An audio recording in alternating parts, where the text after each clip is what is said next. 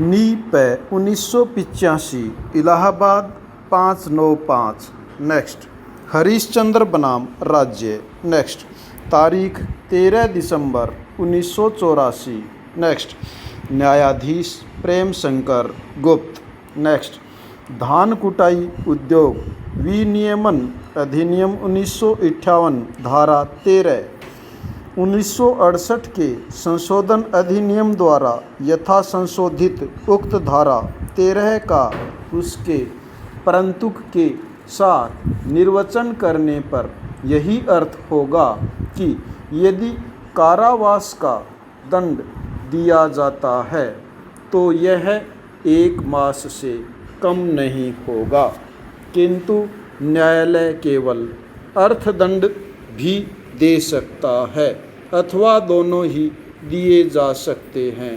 पाई para आवेदक के चावल मिल का निरीक्षण विपणन निरीक्षक ने किया और यह पाया कि वह चावल कुटाई उद्योग विनियमन अधिनियम 1958 की धारा 8 द्वारा यथा अपेक्षित किसी अनुज्ञप्ति या परमिट के हलर लगाकर मिल चलाता है। पाई आवेदक ने न्यायालय में अपराध की संस्वीकृति कर ली और उसे उक्त अधिनियम की धारा 13 के अधीन सिद्ध दोष किया गया तथा 1 मास का कारावास और मात्र 5,000 रुपये का अर्थदंड दिया गया।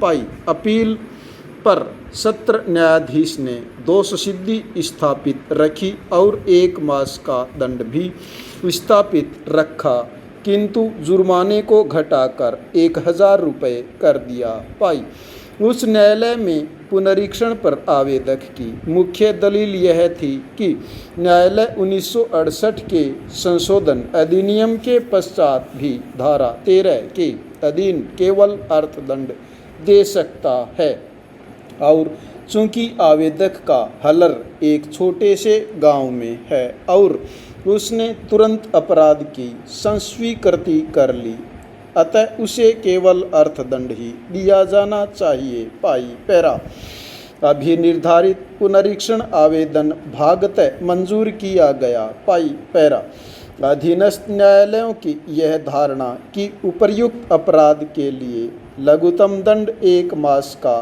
कारावास है, यह सही नहीं प्रतीत होती है। पाई उनके कथनानुसार संशोधन के पश्चात भी चावल कुटाई विनियमन अधिनियम राइस मिलिंग रेगुलेशन एक्ट की धारा 13 में जो दंड उपबंधित किया गया है उनमें 1 वर्ष का कारावास या 10,000 रुपये का अर्थदंड या दोनों दंड उपबंधित है। पाई परंतु में जो 1 माह का लघुतम कारावास का दंड उपबंधित किया गया है वह उस स्थिति में है जबकि न्यायालय कारावास का दंड दे रहा हो, अर्थात यदि कारावास का दंड अपराधी को दिया जाएगा तो 1 मास से कम कारावास का दंड नहीं दिया जा सकता। पाई जहाँ तक दंड के उपबंधों का प्रश्न है, संशोधन के पश्चात भी या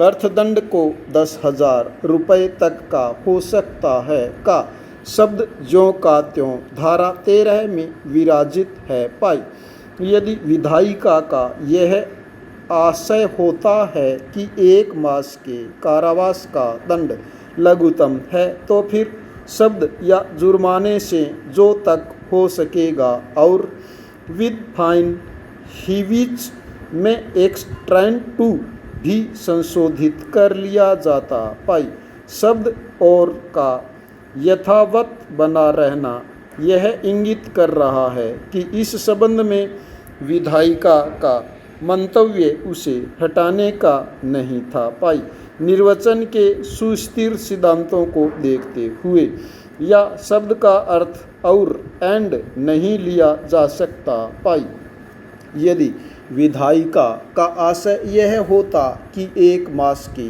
कम से कम सजा अनिवार्य है तो या और शब्द हटा दिया गया होता और उसके स्थान पर और एंड शब्द का प्रयोग किया गया होता। पाई इस स्थिति में जब परंतुक के साथ इस धारा का निर्वचन किया जाएगा तो यही अर्थान्वयन होगा कि यदि कारावास का दंड दिया जाता है तो 1 मास से कम नहीं होगा, या न्यायालय अर्थदंड भी दे सकता है जो 10,000 रुपये तक का जा सकता है, अथवा दोनों ही दिए जा सकते हैं। पाई पैरा।